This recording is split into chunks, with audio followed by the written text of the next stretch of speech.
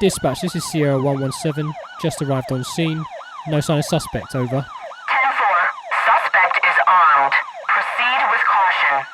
And what's the name? Miss Joni? Okay, there you go, Joni. Thank you so much for stopping by.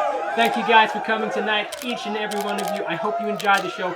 Don't forget to subscribe. I'll see you inside. Thank you. Good night. Good night. It was the coldest winter we'd ever seen. The winter of 1985. Doesn't help that I'm only wearing a t-shirt either. Should probably put a jumper on. Yeah, it's a good idea. So Pixel recently sent me this, the G1s RGB LED video light. And they asked me to have a play around with it and see what I thought about it. And actually, I'm quite impressed at things like the build design as well as the practical uses that I found for it. So what exactly are we looking at here? Well, the G1s is the upgraded version of the Pixel G1. It's an RGB LED light with a luminance that goes up to 1500 lux at 0.5 meters. It's got hue, saturation, and brightness controls. Its color temperature goes from 2500 kelvins, which is this warm light that you can see here, all the way up to 8500 kelvins, which is this cooler blue color light. It also has a super useful built-in LCD panel display, which allows you to see exactly what your settings are. It features an inbuilt rechargeable battery, which uses USB Type-C as a charging port. It can be fully charged in 2.5 hours and offers 150 minutes operation time at 100% brightness. If you want to use it at that level, the body can get quite hot.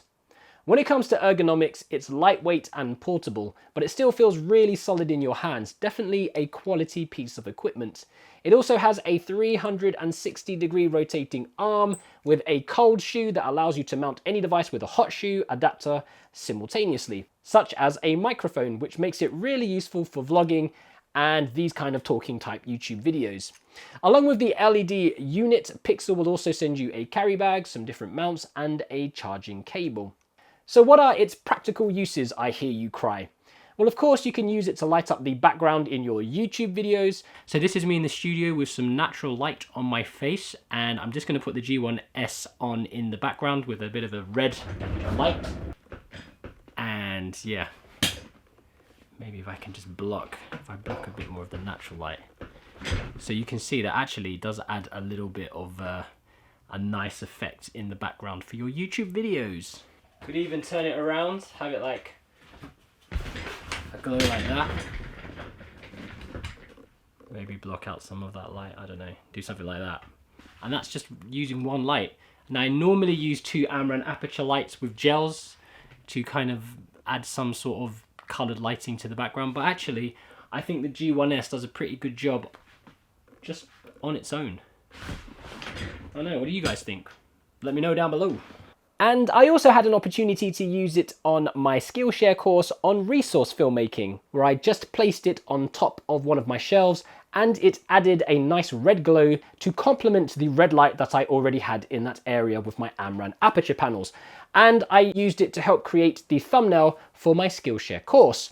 And if you're interested in resource filmmaking, then I'll leave a little link to that Skillshare course down in the description below. I also had an opportunity to use it very quickly on a professional photo shoot with Sophie Naglick, who is a singer and actress, and it creates this very nice retro looking 80s type feel picture. And because I didn't get to use it that much for her photography session, I actually came back home and got a little helper of mine to pose for me while we tried it out for some volumetric lighting shots with some smoke, and I tried placing the Pixel G1s in different locations around the studio to see what effects we could get. Another great use for this little light is product videography and photography.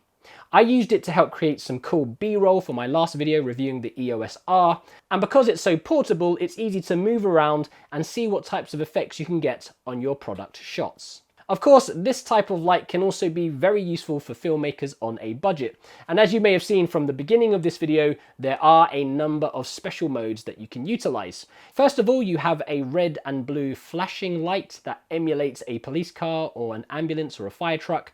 You also have the multiple camera flash effects, which can be used as a lightning effect, and a kind of glowing fire effect or candle light effect.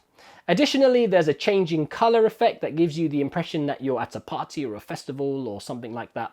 Now you probably won't be using these types of modes very much, but in a pinch in a short film, these options might prove to be a useful creative solution to your lighting needs.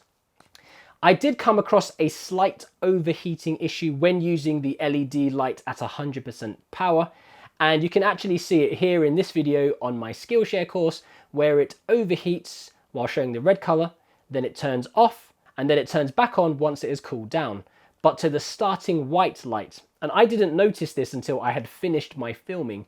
And actually, I realized afterwards that it was kind of my fault because I had laid it flat on a shelf surface at 100% brightness in a hot room on a summer's day. So it was probably inevitable that it was going to overheat. And I was able to fix this by letting it, first of all, cool down and then dialing down the brightness intensity to around 75%. And I also made sure that it wasn't flat on the surface. So I used this little arm here to prop it up and give it enough air ventilation to avoid this overheating issue. And since following this simple procedure, I haven't seen this particular problem or had any other overheating issues with this LED light since. Having a little LED light of this size that you can take anywhere is really useful, unlike my softbox panel lights or even my Amran aperture LED panels, which are massive in comparison. And I'm also thinking of possibly trying out the G1S in some corporate interviews later on in the future when my freelance work starts picking up again, if it picks up again. So what will it cost you? Well, this little light unit will set you back about $70, and I've left a link for you down below if you're interested in purchasing it. So what do you guys think? Are you in the market for a new light for your video and photo productions? What lights are you already using? Let me know down below. Again, a massive thank you to Pixel for sending me this handy little RGB light. I will definitely be using it in future video productions. And as always, if you guys have any comments or questions, let me know down in the comment section below and I'll do my best to get back to you. So that's it from me today, guys. Thank you so much for watching. Remember to stay creative, stay safe, imagine, implement, and inspire. And I'll see you next time on KaiCreative.